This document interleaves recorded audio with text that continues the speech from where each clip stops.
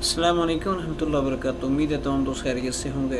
आज के इस वीडियो में हम शेयर करेंगे आपसे कि किस तरीके से आप अपना visit visa multiple visa apply कर सकते हैं। सबसे पहले आपने इस वेबसाइट के ऊपर आ जाना है और यहाँ पे आपसे अगर इंग्लिश करना है तो इंग्लिश भी हो जाएगा। और यहाँ पे जैसे मैं आपको कर रहा हूँ सेम अपने ऐसे ही करना है। ऐसे ये आपको प्लेटफॉर्म जब आ जाएगा तो सिटीज़न एंड रेजिडेंस के ऊपर आपने क्लिक करना है और इसके ऊपर जैसे आप क्लिक करेंगे तो फिर यहाँ से नीचे आपने स्क्रॉल करना है। ये इसके बाद थोड़ा सा देखें, ये family visit visa for residence, इसको आपने क्लिक करना है, ओके करना है आपने यहाँ पे। तो यहाँ पे आप आ जाएंगे नफाज के ऊपर। नफाज के ऊपर आप अपने लॉगिन करना है, अकाउंट नंबर एंटर करेंगे, नफाज पे कोड जाएगा, सेम मैच करके इसको ओके कर देना है। जैसे ओके करेंगे यहाँ से यानी जो कोड आपके सामने शो होगा वहाँ से आप एक्टिव करेंगे इसको, तो ये डायरेक्ट आपको इस मेन पेज के ऊपर लेके आ जाएगा। तो इसके बाद आपने क्या करना है, बिल्कुल आसान तरीका है। ये फैमिली विज़िट वीज़ा जो है अप्लाई करने के लिए रेजिडेंस, इसको आपने यहाँ पे क्लिक करना है, ठीक है। ये मैं सारी थोड़ी सी चीज़ें हिडन कर रहा हूँ, ये डाटा है कुछ, इस वजह से मैं शो नहीं कर सकता, यूट्यूब की पॉलिसी के ख़िलाफ़ है। तो ये पर्सनल इन्फॉर्मेशन आपकी भी आ जाएगी, ठीक है। जैसे आप अप्लाई करेंगे वीज़ा किसी का भी करेंगे तो ये आपके सामने सारी चीज़ें शो हो जाएंगी। अब इसके बाद आपने क्या करना है, यहाँ पे एंट्री वीज़ा नंबर होगा वो आपको दिखा देंगे बाद में। जैसे ये आपका रकम है या दूसरा होता है एक वीज़ा, आजकल ये स्टिकर वीज़ा ख़त्म हो चुका है, तो दूसरा वीज़ा आता है उसके ऊपर भी ये नंबर होगा। आपने उसको इंटर करना है और इंटर करने के बाद आपने क्या करना है, यहाँ पे ऐड पे क्लिक कर देना। जैसे ऐड पे क्लिक करेंगे तो ये सारा आपके पास ये पोर्टल शो हो जाएगा। यहाँ पे आपने नेशनैलिटी सेलेक्ट करनी है। मैं क्योंकि एक दोस्त है उसकी एप्लीकेशन सबमिट कर रहा हूँ तो इस वजह से जो है मैं ये सिलेक्ट कर रहा हूँ, वरना अगर आप पाकिस्तान से अप्लाई करना चाह रहे हैं तो आप पाकिस्तान भी सिलेक्ट कर सकते हैं। अब यहाँ पे जो चीज़ें हैं, अरेबिक फैमिली नेम है तो इसको आप बड़े एहतियात से आपने फिल करना है। थोड़ा सा भी अगर आप मिस्टेक करेंगे तो वीज़े की जो है अप्रूवल वो चांसेस होते हैं कि वो रिजेक्ट हो जाएगा।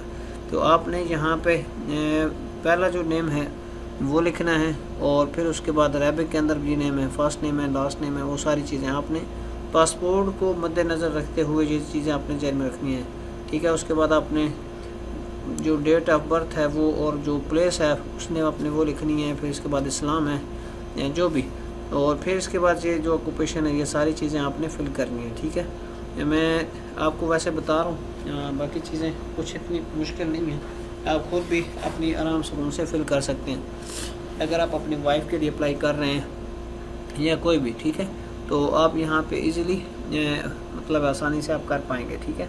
ये मैं आपको जो है दिखा रहा हूँ। आपने बिल्कुल इसी तरीके से अपनी एप्लीकेशन सबमिट करनी है और इस तरीके को ख्याल से आपने जो है ना फिल करना है। यहाँ पे पासपोर्ट इन्फॉर्मेशन है वो आपने अक्सर ज़्यादातर नॉर्मली पासपोर्ट होते हैं, डोमेस्टिक पासपोर्ट लड़कों के पास या औरतों के पास या घर वालों के पास कम ही होते हैं। और बाकी यहाँ पे अपने पासपोर्ट एंटर करना है और जो है यहाँ पे एक्सपायरी डेट आपने लिखनी है और नीचे जो है इशू कहाँ से हुआ है। मतलब आप पाकिस्तान से इस्लामाबाद से हैं तो इस्लामाबाद लिख दें, लाहौर से जो भी आपका है वो लिख देंगे। और यहाँ से आपने जो चीज़ सेलेक्ट करनी है वो मैं आपको बता रहा हूँ। यहाँ पे ये सिलेक्ट करके, तो मतलब मैं तो दुबई के लिए कर रहा हूँ, इंडियन के लिए तो न्यू दिल्ली आएगा। तो ये सारी चीज़ें मैंने फिल करके इसके बाद आपने क्या करना है, ये सब चीज़ें फिल हो जाएंगी, उसके बाद आपने नेक्स्ट आगे चला जाना है, ठीक है। ये वो कह रहा है कि अगर आपने गौर से सुनना है, अगर मतलब देखना है, और अगर इसमें थोड़ी सी अगर आप मिस्टेक करेंगे तो हो सकता है कि ये जो है एप्लीकेशन आपकी रिजेक्ट हो जाए और बाकी जो फ़ीस होती है अक्सर वो भी प्रॉब्लम बन जाती है। अगर आप वीज़ा खुद अप्लाई करना चाहते हैं तो खुद अप्लाई कर सकते हैं, लेकिन मैं आपको मशवरा दूंगा कि किसी एक्सपर्ट बंदे से आप जो है ना वो वीज़ा आप अप्लाई करवाएं। इसके बाद ऐड करेंगे तो ये सारी चीज़ें आगे यहाँ पे शो हो जाएगा। जैसे ये शो हो जाएंगे तो आपके पास एक तलब रकम आ जाएगी।